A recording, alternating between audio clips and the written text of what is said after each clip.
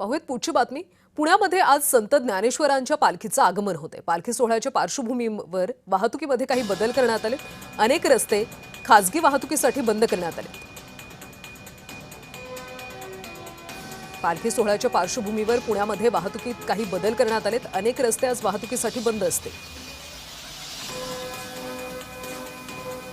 आणि याचा आढावा घेतला आमचे प्रतिनिधी निखिल शुक्रे यांनी।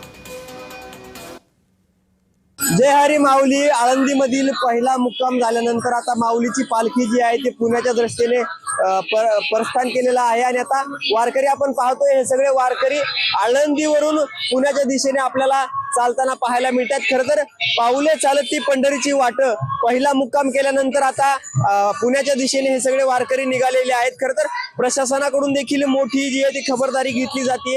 पालिका प्रशासन देखील या वारकऱ्यांच्या व्यवस्थेसाठी सज्ज झालेलं आपल्याला पाहायला मिळते आणि ठिकठिकाणी जे आहेत ते टॉयलेट्स असतील किंवा इतर व्यवस्था असेल सुरक्षा व्यवस्थेसाठी 2500 पेक्षा जास्त पोलिसांची नियुक्ती करण्यात आलेली आहे। वारकरी जे आहेत ते आनंदाने या ठिकाणी आपल्याला पुण्यामध्ये दाखल होताना पाहायला मिळतात। खरं तर 9 आणि 10 जुलैला या पालख्या ज्या आहेत त्या पुण्यामध्ये मुक्कामी असतात। या पुणेकरांना या पालख्यांची या वारकऱ्यांची सेवा करण्याचं भाग्य खरं तर या निमित्ताने लाभत असतं आणि याच निमित्ताने जे आहे ते प्रशासनाकडून चोख बंदोबस्त जो आहे तो घेतला जातोय, काळजी जी आहे ती घेतली जाते।